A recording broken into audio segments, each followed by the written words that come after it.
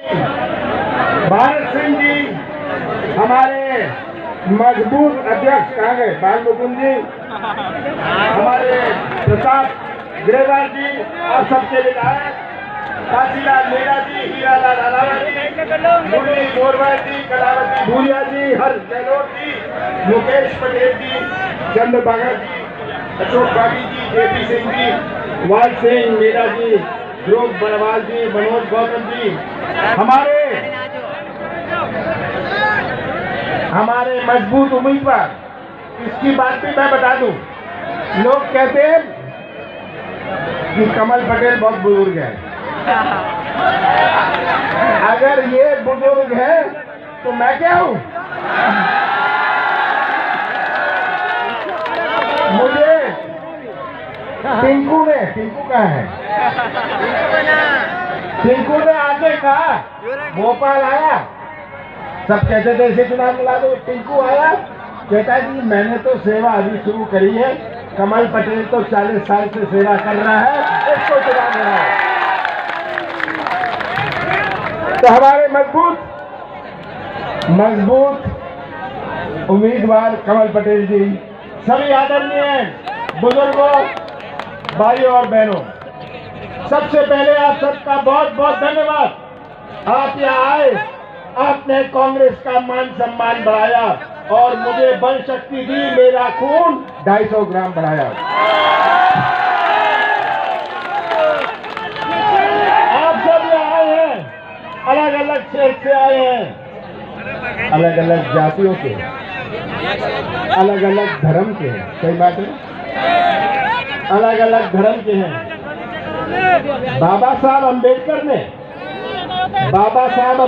ने हमें संविधान दिया था और ऐसे देश में संविधान बाबा साहब अंबेडकर को बनाना था जहां विभिन्न जातियां, विभिन्न धर्म, विभिन्न भाषाएं, विभिन्न रस्म, विभिन्न त्योहार, विभिन्न देवी और देवताएं। बाबा साहब अंबेडकर के सामने ये जिम्मेदारी थी कि ऐसा संविधान भारत में बने जो भारत की संस्कृति से जुड़ा हुए, जो कांग्रेस की संस्कृति से जुड़ा हुए, जो संस्कृति जोड़ने की संस्कृति है। हम दिल जोड़ते हैं, संबंध जोड़ते हैं, रिश्ता जोड़ते हैं, सब समाज को जोड़ के रखते हैं। बाबा साहब अंबेडकर ने प्रावधान रखा, सुन लीजिएगा नौजवानों, बाबा साहब अंबेडकर ने प्रावधान रखा कि अगर कोई सांसद का निधन हो जाए, कोई विधायक का निधन हो जाए तो उपचुनाव होता है। बाबा साहब अंबेडकर ने ये कभी अपने स्वप्न में नहीं सोचा था कि ऐसा समय आएगा जहां कोई विधायक बिक जाए और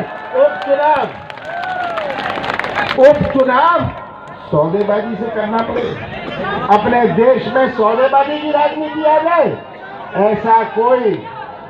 ऐसा कोई प्रावधान हमारे संविधान में नहीं था, क्योंकि बाबा साहब अंबेडकर चाहते थे कि अपने देश में स्वच्छ राजनीति हो, नैतिक राजनीति।